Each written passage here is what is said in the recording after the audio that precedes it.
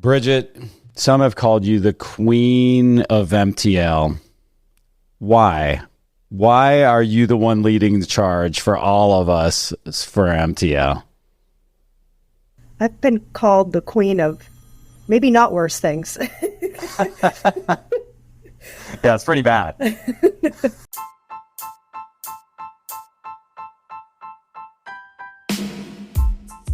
Welcome to Payrollin, the show where you will learn how to operate and grow your payroll business from the most dynamic minds in the business. If your company offers payroll services, this is the podcast for you. And now, here's your host, Matt Vady. Let's go. Well, I got involved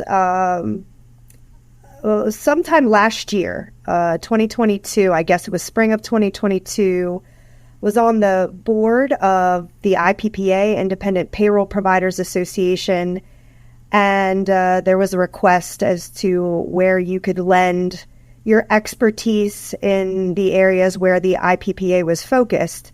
And one particular area was money transmitter licensing, which fell under our Government Affairs Committee.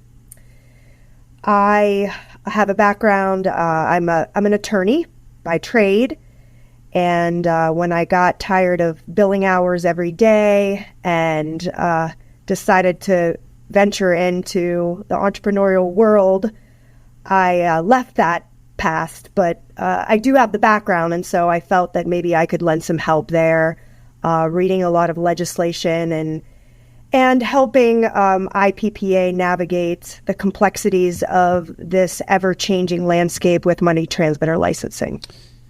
So money transmitter licensing, what is it? What brought it to be? And why does it impact our industry? Well, money transmitter licensing has been around for decades and decades. And the way it came about really is it's a way to regulate anybody that is moving money that is not a bank, because the banks are already regulated. And so this is done at the state level, the money transmitter licensing. And so it's been around for eons, but it really hasn't been in practice enforced against payroll processors.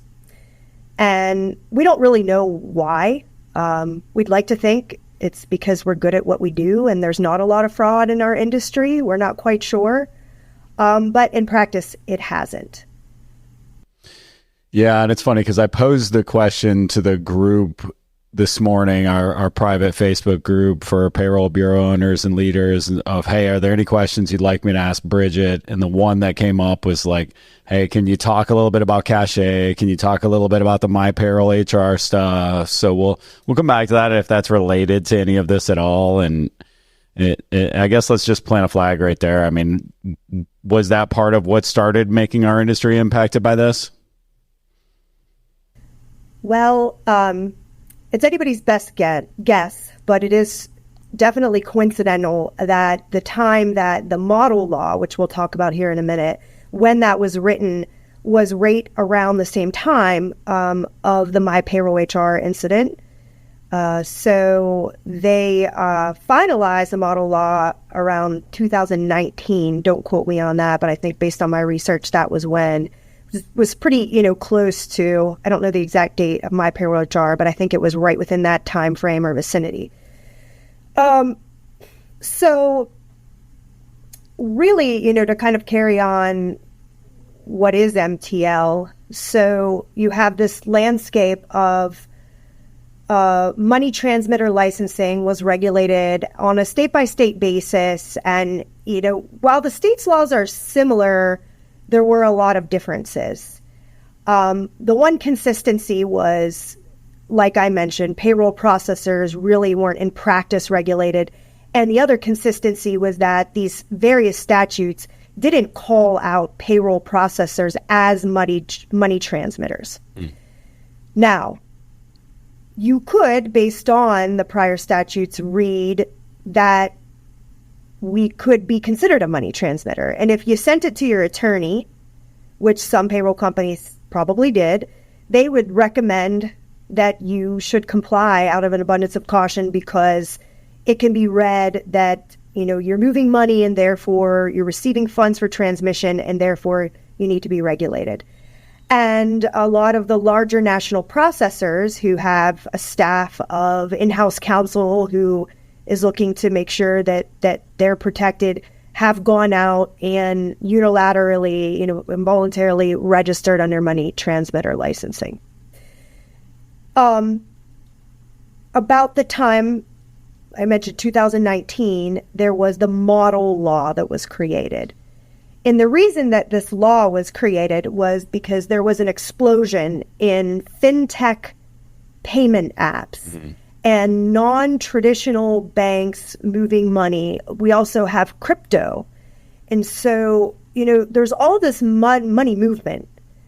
And it's across state lines on a national level. And there are incidents of fraud as well within those industries.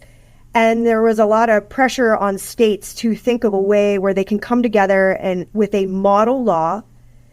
And then also NMLS is the National Money Licensing System, and a system where they could uniformly apply these policies and more efficiently license all of these non-banks.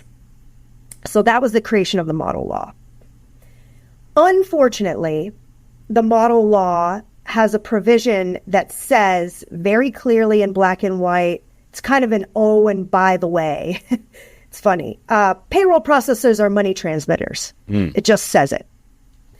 So the challenge now is that this model law has a lot of bipartisan support, because what state doesn't want to protect consumers from all of these, new money transmitters? We don't know who they are, the fintech payments, crypto. So there's bipartisan support, and a lot of the states don't really understand that now payroll processing was thrown in there and it's called out in black and white. So that's where we are today. Yeah, you mentioned crypto. I know I could send you down that rabbit hole for a few minutes, but I won't. So let's talk about, so you talked about the IPPA earlier, the Independent Payroll Providers Association. I've mentioned it 100 times on this podcast before. If you're not a member, you should be, because that's where I've learned everything I know about MTL up to this point. When we were at the spring conference, it was a hot topic. We spent more time than I cared to talking about the MTL just because it's so scary. And so we saw some of those penalties that some of the larger bureaus, the ADPs, the Gustos, whomever were paying. What were those penalties for? Talk to me a little bit about sort of the context of what an organization would get penalized for as it relates to MTL, and where some risk may exist for independent bureaus that are listening to this. So individual states, they all have their own at this juncture, because the model law hasn't been adopted across the board, but they each have their own various penalties. And I mean, it can range from fines of all different amounts, that could be applied retroactively. We've heard of them applying it, several years back, to all the way up to, a crime as a misdemeanor or even a felony. So, and with the model law as well, states will have the ability to set their own penalties and fines. So I wish I could say, there's one answer, but it's kind of a plethora of things across the board. Well, I remember a few that particularly jumped out at me. I remember New Hampshire, Maine, Texas, all had, if I'm not mistaken, all had pretty substantial either registration and or penalties if you didn't register in time. All those still intact today? Yes, they're still intact today. And Maine has their own statute, and they've had for many, many years, that's specific to payroll companies. They have been pretty good to work with. I do have a payroll service bureau We did get an enforcement notice when we had a client that we signed on in Maine, and they were very reasonable and allowed us just to register and kind of on a go-forward basis. So they've been pretty reasonable. There are states, specifically Texas, you mentioned, that don't have the reputation of being as reasonable, and they have gone back to some companies and sent enforcement notices and with retroactive penalties. And I haven't been involved with any of these, thankfully, incidents firsthand, but from our some of our attorneys, we've heard that they can be significant, and there is the ability sometimes to negotiate those fines, but they can't apply them retroactively. So what classifies you as able to be penalized? The way I understood it, the net was if an employer's payroll taxes and or direct deposits, is it one or the other, touch your bank accounts before being distributed to the employees and or entities, then you are considered subject to the MTL. Is that accurate?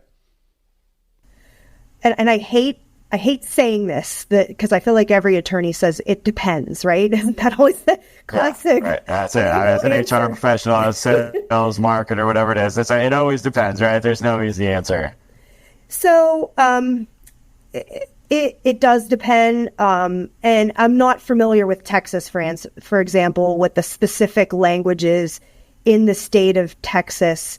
But typically it is receiving money for transmission. Those are the buzzwords that they're using. And in the language, for example, in the model law, which is being pushed across the U.S., is that you're receiving money for transmission, and they don't differentiate between tax funds, direct deposit, etc.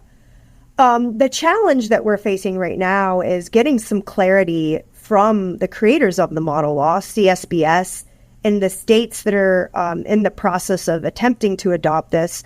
What does that mean? Does that mean receiving money from an employer that you contracted with that is in a particular state? Does it mean receiving money from an employer in the state where you're headquartered, but then you pay an employee that happens to be in another state? Would that qualify? And the language is vague, and some states, as well as some folks connected to CSBS, have admitted as such. So at this point, I wouldn't be able to confidently tell you what to prepare for, but our goal with our lobbyists and the folks on the Government Affairs Committee is to get some clarity around that and hopefully get something in place if it has to be in place. I mean, we'd hope that we could be exempted, but if it has to be in place, it would be something that would be narrow enough of a scope that it would be, something that any service bureau could comply with, both large and small. Yeah, I think the key for me, because I learned while I was out there in Vegas that we're pretty unique in our setup and that we never actually touch any of our clients' money. It goes from their account to employee or tax or whatever. So it never hits our bank accounts. We don't have any holding accounts. And so what was the gentleman's name, the attorney that spoke out there? Duncan, and we'll have to give him a plug here. What's his full name and firm so we can give him a plug, because I'm sure we're going to talk about a call to action here in a moment. Yes. Duncan Douglas, and you caught me off guard. I'm hitting a blank on the first. That's okay. This is not a very fine podcast. So. Hey, no, hang on, going on here. You can search cat pics or whatever. We're just kind of Alston Bird. Perfect. So yeah, in my conversation with him, he was like, look, money never touches your account. You guys aren't subject to this. You're not transmitting any money. And so some of the people listening fit into that same bucket. Very few, as I've learned, but I know people that use our platform don't touch money. So that's awesome. That was the best news I got while I was out in Vegas after I got appropriately scared and shaken down for 2 days. I learned I was not subject to it. But let's say I'm listening to this and I go, man, I do touch money of my clients. It hits my bank accounts, and I don't know what the heck you're talking about, Bridget and Matt. This is the first I'm hearing about MTL. What should I be doing from here? And that's, that it really, that depends on, your philosophy and what approach you want to take. So there are some payroll companies that are larger, that are, very risk adverse for many reasons. They're highly regulated, and they would take the approach that even before the model law, under the prior laws, because we take possession of funds, we should license in every state as a money transmitter. And some of them like I said, have gone out and proactively registered. There are other firms that are small to mid-size that if they went out and they interpreted this at the strictest level that they have to register in every state where they potentially pay an employee, the cost of that would be so insurmountable, and to get bonding in every one of those states, that it wouldn't even be feasible. So, they're more, well, I'm going to take a wait and see approach because the landscape is changing, and we do have a practice of not applying it across the board and not enforcing it against payroll processors. Let's see what happens with the new model law that the intent is to be adopted across the U.S. and see how we're defined there and see where this goes. And then, we will comply based on what we know at that time. All right. So choose your own adventure. Yeah, I mean, and I just caution that, if you choose not to, you are taking the risk. And we've heard of mid-sized processors. I know one in PA that there was an enforcement action against them in Texas. So, I mean, you are taking that risk every day, but I guess it's a calculated risk. I would recommend that you just listen to things like this, go to the IPPA. At least if you're making a calculated risk and you understand what the impact can be, you can plan ahead for it. Some payroll companies have set aside reserve funds in case maybe they did have a penalty, especially in a state like Texas. So that's another route that some are taking. Well, and if I recall, there was one state where Gusto had over $500,000 penalty, and even just the penalties we were highlighting on them alone racked up to $1 million plus, if I'm not mistaken, as I was just kind of mentally tallying in my mind watching the presentation. And so, yeah, obviously they're processing a lot more payroll than most of us, but still that's a lot to swallow as we look at that. Mm-hmm.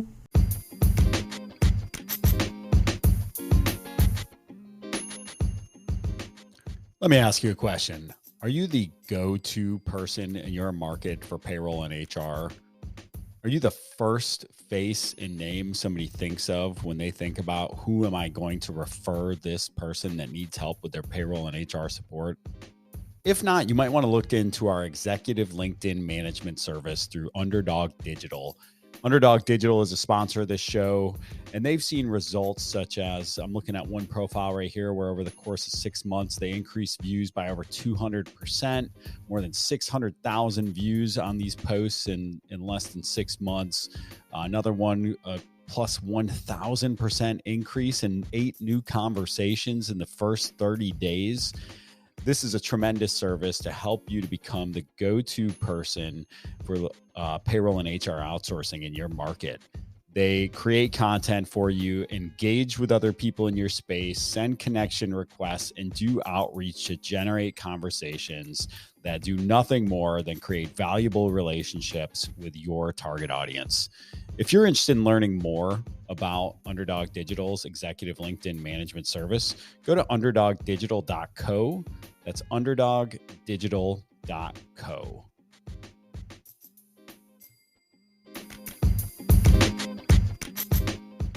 So we've been fighting this thing on a state by state basis. I know that it was kind of spreading like wildfire back in March, and since we've started to be able to look at more lobbying and ways of preventing this from continuing to spread into individual states, has that slowed the spread? Yeah. So as this legislative session sort of comes to a close, there has been sort of a pause.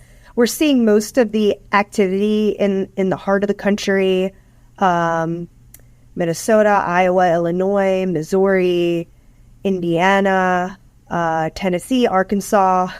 Those are the states, where we've seen bills out there, and we have been successful in some states. Hawaii would be one, for example, where they removed us. So to maintain the status quo, they removed that language that says payroll processing services is money transmission. Mm-hmm. There are some states that said, that they would not remove us, and they believe that we should already be licensed. And that's the challenge, because the prior statutes, they could be interpreted as such, even though in practice they have not been out there enforcing it against payroll processors. One thing that we're trying to get all of these legislators and regulators to understand is the scope of our industry. There seems to be a lack of knowledge just to how many payroll processors there are out there. There's 28,000 licensed agents with the IRS. So, and some of those could be, they could be taking possession of funds, some may not. For payroll processors, there's 4,800 across the country that are listed under payroll processing services as their, I guess that's their NCIS. Right, NAICS. Yeah, I forget the acronym. One. But there's a lot, and with remote work, and just a lot of most of us are pretty regional, the small to mid-sized processors, because of remote workers. Many of us are processing in over half of the states across the U.S. We're moving money, and so the states, I don't think they realize how many payroll processors, when you factor in all of us, could be in their particular state. I mean, the state of New York looked at it and they decided not to regulate payroll processors. And they cited there may be as many as 5,000 to 6,000 payroll processors in their state, that is insane. Crazy. And when we were originally doing research for some of our kind of partner oriented stuff, I found 16,000 payroll processors in America, which is, you talk to people, all right, how many states do we have? Now divide 16,000 by those states, like you got a lot of competitors, right? Now, again, it could be Betty Sue who's in her basement using QuickBooks and, process payroll for 2 companies, but that's still a lot. And I think the thing that's interesting to me is because I can see the argument going back to the cachet, MyPayrollHR thing, like that is the easy thing for people to get behind and glom onto and go, well, we have to regulate these individuals if they're, this can occur right under somebody's nose. But at the same time, that's 1 in a million, right? And so it's such a unique thing to occur. But we do have to also overcome that as small, local, regional, and even national kind of independent bureaus, is that is the number 1 seed ADP Paychex plant when they're trying to, beat us in a competitive deal, is say, hey, look at these. It happens once a year. Somebody does that. They take the money, they run off. How do we find that balance of like protecting the clients, protecting the funds, and also making sure that we aren't, making it so hard for payroll bureaus to do business? I think finding the balance is solving the real problem. And I think that, and this happens so often with onerous legislation, is, there's a whole lot. I mean, having us licensed in every state, getting bonding, would bonding have really solved the MyPayrollHR incident is the number one question. And I think we all know the answer is no. Mm-hmm. And would have licensing have changed that? We know that the answer's no. I believe that they may have even been licensed in the state of Maine. Don't quote me on that, but would licensing have solved it? No. And it's getting to the crux of the issue and solving it, because I don't think any of us want to see those issues happen. We don't like to see the MyPayrollHR scandals happen, because it makes it tougher for us to compete, because we know that that's what ADP is out there using against us. So it's getting in with these states and coming up with a solution that solves the issue at hand. And what we're trying to get them to understand is it is very rare. And the MyPayrollHR incident was an exception to the exception of the rule. Where there has been fraud, employees, the consumers, right? Because this is a Consumer Protection Act. Consumers, they tend to get paid, because the difference between us and Western Union and other money transmitters is there's an employer between us and that employee that's getting paid. So if there's an issue, and God forbid, we don't want issues to happen, but if there is, that employer has not only a legal obligation to make sure that employee is paid, but they also have a very strong interest in this, because, if they don't pay their employees next week, they're not coming to work, and they got bigger problems. So if there's an issue, it's on that employer to, we're in month-to-month contracts, most of us. So they can immediately find another payroll processor. They're going to make their next payroll, and then it's their job to come back, right, to that fraudulent entity or whomever and seek damages to make that employer whole. But typically, the employee gets paid. Now, the MyPayrollHR incident was an anomaly, right, where those direct deposits were pulled back and they were directly impacted. But the typical fraud incidents, which, again, it's terrible, but those incidents typically involved tax funds being misappropriated. Employers get notices, they find out, and, it doesn't really impact that employee directly. Does that make sense? Oh, absolutely. And I think that's the interesting thing as I think about it, when you talk about that bipartisan support. When you put it as consumer protection, it gets so easy for us all to link hands across the aisle and go, yep, this is an easy one to push across. Let's just move on to the next thing that's, we're going to actually battle about. Everybody wants to protect the consumer. Easy, right? And so, but in reality, that's not the mechanism that's occurring here. So the legislation doesn't really apply to the situation. So that's the most troubling part of it. And I appreciate you taking the time, because I know you've done a lot. You and Michael Young, shout out Michael if you're listening, have just done so much to push this forward for all the rest of us who are just sitting here going, all right, what's next? Yeah, thank you. It's been a lot, but I do think that we've got some great team members, and we have finally some regulators and legislatures that are ready to listen. And I do think that there are reasonable people across the board, and we will get to a workable solution. I don't feel that there's really any state that truly wants to see small to mid-sized payroll processors go out of business because a piece of legislation that they push across. And we have heard this across the board. It's just doing the hard work to figure out what the solution is that will work for all.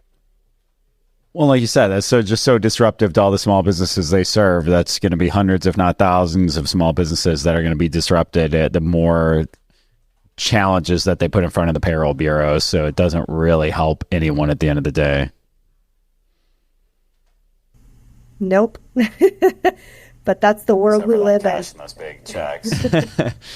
Well, so is there anything, and I know we kind of talked about this a little bit out in Vegas, like, is there anything, if I'm listening to this right now and I'm an independent provider that's in either, I'm in one of these states we've mentioned, or I'm a concerned citizen, I want to help, like, are there things that we can do to help push things forward, or do we want to just put our support behind the lobbyists? I think the best thing that you can do is, if you're not an IPPA member, you should definitely join the IPPA. It's not an inexpensive endeavor, number one. So the more members that we have, the better ability we have to hire the best people, and to continue to stay in front of this as long as it will take. And number two, it's important because I will say that one thing that plagues the payroll industry is that we are not a well-organized industry. And we've talked about PEO, Matt, before. And PEOs have come under fire. They've had incidents of fraud. They have had pushes to regulate them. And they have made an effort to control their own destiny by having a very, very strong membership group. And they have their own lobbying team, and their team is constantly staying in front of anything that should pop up. And as an industry, we do not have that one group, right? That's focused and well-funded and fighting, and that has hurt us. Quite frankly, we were late to the table in engaging with the creators of the model law. And we've been late in some states because of that, because we just don't have, a consolidated group focus. And the more members that we can get to join IPPA, the more focused we can be in representing small to mid-sized processors. And that's really, really important, not just now, but this isn't our first rodeo in attempts to heavily regulate us, and I don't think it will be the last. So we need to keep that in the back of our minds and continue to grow our membership so that we can continue to justify our existence. Well, and I think the interesting thing for me, I'm very blessed and fortunate to serve on the board of the IPPA, so take everything I say with a grain of salt, because obviously I'm bullish, but as I kind of been in these meetings and learned more about the prior operations of the organization, future operations, how we're planning things, doing everything we can not to assess the member base, even though this is a tremendous expense that the IPPA has taken on to lobby this and to continue to try to, serve the member base in the best way humanly possible. It's been really exciting to watch people like yourself just step up and do what we're not doing, right? Like, I'm not helpful at all. So hopefully spreading some good word here will help a little bit. But yeah, if there's no other reason, again, if you've been listening to this and you didn't even know what MTL was, like, where do you get this information from? Well, you get it from IPPA. There's no other great place to get it from. And quite frankly, where else would you want it from? You want somebody in your industry that represents you and that understands you. And I really just think the philosophy of the organization as a whole, the sort of rising tide lifts all boats, where, I wouldn't know you and I can just pick up the phone and go, hey, Bridget, are you willing to talk about MTL and record? And I'm sure this is not how you want to spend your time today, but you've done it because you're amazing.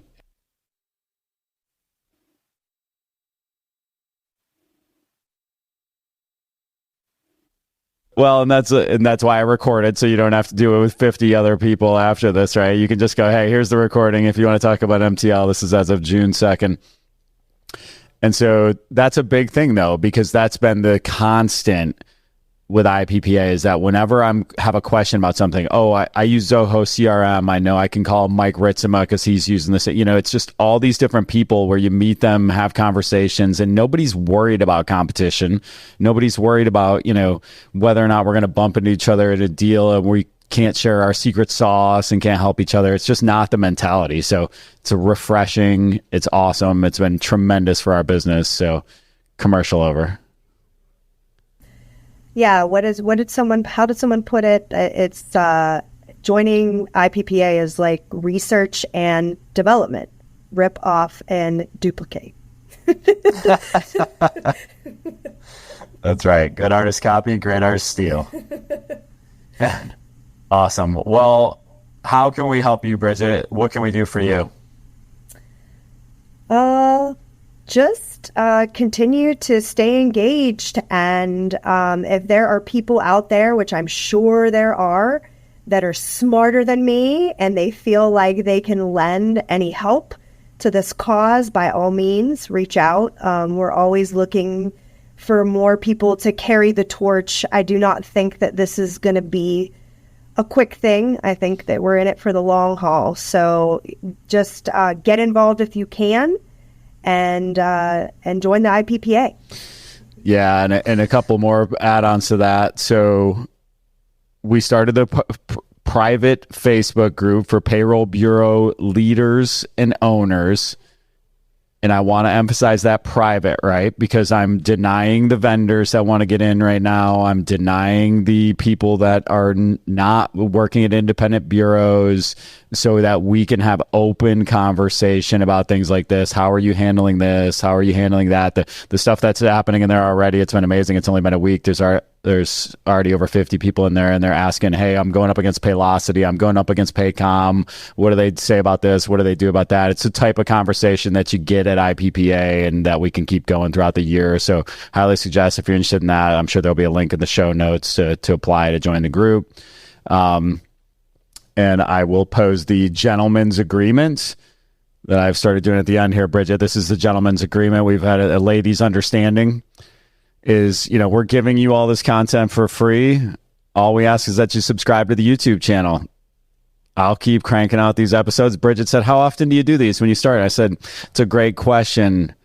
I try to do them once a week, but once a month will sometimes happen. And we've been way better at doing them every week lately. But hey, ask for one simple thing. Subscribe to the damn YouTube channel. It's a gentleman's agreement, the ladies' understanding. And make sure you hook up with Bridget and help her in any way you can to help to push all this great stuff forward. We appreciate you a ton. All right. Subscribe. Thanks, Bridget. And show over. That's how we do it. Bye, bud. Appreciate you. All right. Bye-bye. If you enjoyed that episode, please share it with someone else you know who might enjoy it and learn from this. And also, please rate us 5 stars on your favorite podcast player. We really appreciate you taking the time to listen. And also, don't hesitate to reach out with other topics you'd like to hear more about. Thanks so much.